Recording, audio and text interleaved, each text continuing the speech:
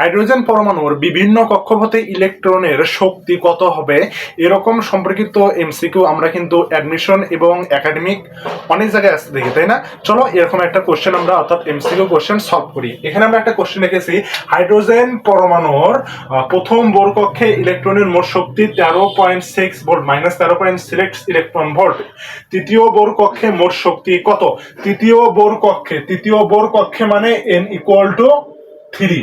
আর hydrogen যেহেতু, তাই এই ক্ষেত্রে জেড অর্থাৎ পারমাণবিক সংখ্যা যেটা তার মানটা হবে 1।